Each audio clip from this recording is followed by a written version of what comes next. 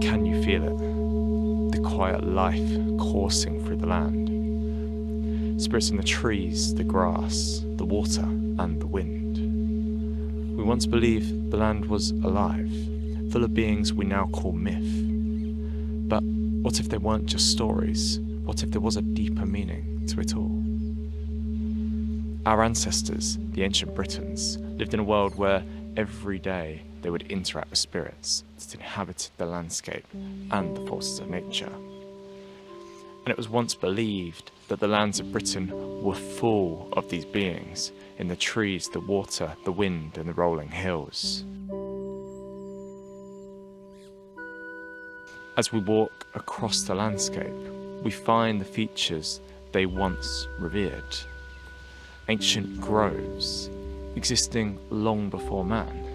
These sites were the dwellings of the gods and spirits, a site of deep spiritual connection for the Celtic people. And that power was felt and feared by the Romans of the time, with scholars writing haunting depictions of ancient groves, such as Lucan, who describes sites feared by animals and sites of sacrifice. Roman accounts were likely exaggerated to justify persecution, but they still show how profound these places were. Unnerved by the strong presence and energy these sites created, perhaps they could see, hear, even feel the spirits that inhabited these groves. And perhaps we still feel it too. Forest bathing is a practice originating from Japan, but it's globally growing. Forest bathing is the act of deeply immersing oneself into nature and feeling connected to the landscape, tuning one's senses into the life force around us. But the ancient spirits didn't just inhabit the land, they were found also in the water. Ancient traditions saw water as the first home of all things, the source from which life emerged, and to which it will one day return.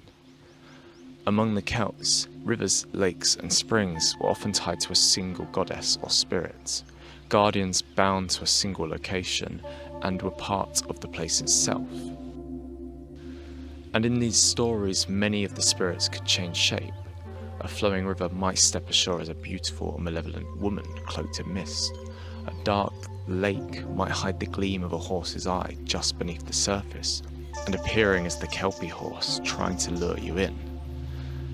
Like the water they embodied, they would shift between forms. And the people of this land interacted with the water spirits. For example, in the Thames we find offerings of weapons that were believed to appease the spirits of the river. And what makes these sites important was they were seen as liminal spaces, the reflecting surface like a window to another world, and a mirror reflecting one's own. Interestingly, among the Celts, water myth and spirits, particularly the Kelpie, were malevolent and evil spirits compared to other myth and belief. Perhaps it's just a cautionary tale. And yet, as we look beyond our shores, there are strong beliefs in magic and spirits pertaining to water. Anthropologists found ritual was particularly common for those journeying to deep, dangerous seas, likely showing that humans understood that when they faced the sea, they didn't have much control, and that they would have to trust in something greater to protect them. Like the water is both a mirror and window, it is both a vital life giver and life taker. And it's maybe because of this duality that we see the malevolent killer spirits such as the Kelpie, as well as the resting deities worthy of offerings such as that in the Thames.